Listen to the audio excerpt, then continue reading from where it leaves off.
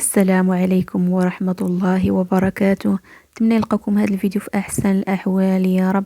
مرحبا بكم في قناة الطبخ الصحي الأمازيغي. اليوم إن شاء الله بغيت نشارك معكم واحد الحليوة.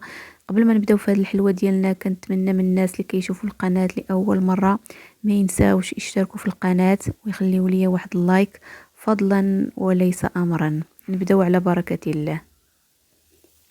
في هذه الوصفة غنحتاج لثلاثة البيضات.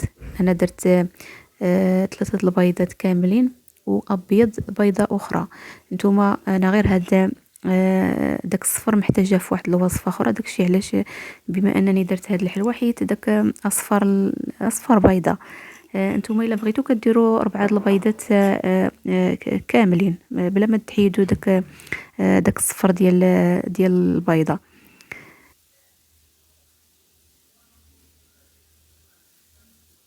كنزيد هكا واحد قبيصه ديال الملحه ضروري باش تقاد لينا الذوق.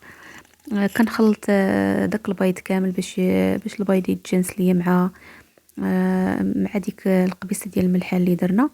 كنزيد واحد المعلقه ديال سكر التمر. نتوما الا بغيتو ديروا التمر مطحون او لا دابس التمر الحلاوه كتبقى على حساب المهم على حساب كل واحد وداكشي اللي عندكم في المنزل ديالكم.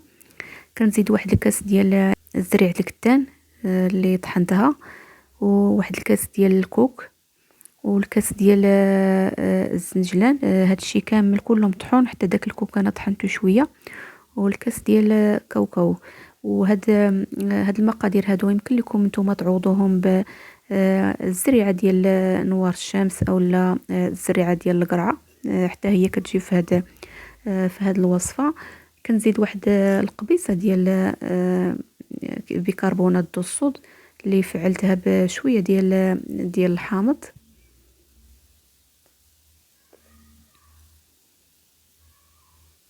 صافي كنحاول هكا نمزج دوك العناصر كامله اللي عندي، كاوكاو واللوز والزنجلان. كما كتشوفوا راه واخا ما خاصكمش تقصحوها. مثلا نتوما الا ما عبرتوش كاوكاو واللوز ما ديروهاش قاصحه بزاف حيت كتشرب لان فيها الكوك وكاوكاو. المهم دوك العناصر كاملين كيتشربوا. صافي كنزيد هكا واحد انا راه درت 2 معالق ديال الزيت البلديه، ولكن تمسح ليا داك المقطع اللي فيه المعلقه الثانيه. كندير واحد الحبه ديال القرنفل وحبه ديال الباديان اولا نجمه الارض. غير كنهرسهم هكا ولا كندقهم في المهرز، حيت عندي قلال ما غاديش يطحنوا ليا في الطحانه. المهم حنا راه متعودين على هذا المذاق هذا اولا هذا الحبوب المنسمه. صافي كما شفتوا دهنت يديا غير بشويه ديال الزيت كما قلت لكم، راه كتجي هكا رطبه وكتلصق في اليدين. كنحاول هكا نقادها في المول ديال الزاج اللي انا مفرشاه الكاغيط. نتوما الا ما بغيتوش ديروا داك الكاغيط لان المول ديال الزاج ما يحتاجش، ولكن غير باش ما نتفاداو الحلوه ديالنا تلصق لينا، داكشي علاش درت داك الكاغيط باش ملي نبغي نحيدها كتجيني ساهله.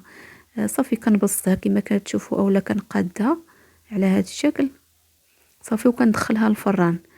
صافي هي من بعد ما خرجتها من الفران كنحاول هكا نثقبها غير بالفرشيط باش حتى داك الشوكولاط اللي غنديرو من الفوق يدخل ليها. كما كتشوفوا درت شويه ديال الشوكولاط اللي سخنته غير في حمام مائي ولا حمام مريم. كنحاول هكا نوزعو كامل فوق هاد الحلوه هادي. وملي تكونوا بسطوها تكون مقاده باش ما تجيكمش جهه طالعه وجهه هابطه، تجي الحلوه ديالكم مقاده كامله. كنزينها بشويه ديال البيستاش. التزيين كيبقى اختياري، يمكن لكم ديروا كاوكاو مهرمش اولا اللوز اولا الزنجلان. كديروا اي حاجه نتوما عندكم ومتوفر عندكم في المنزل ديالكم. صافي كنحاول انا نقطعها على هذا الشكل هذا. كنقطعها غير مربعات صغيره. نتوما يمكن لكم تخليوها حتى داك الشوكولاط يذوب. انا بحكم التصوير وهكا الكوزينه ملي كيظلم الحال صافي ما كتكونش فيها الشمس، كيكون شويه الظلام والتصوير ما كيجيش هو هذاك. داكشي علاش انا قطعتها باقا الشوكولاط باقي ما جمدش. كما قلت لكم نتوما خليو الشوكولاط حتى يجمد مزيان، عاد قطعوها على خاطركم.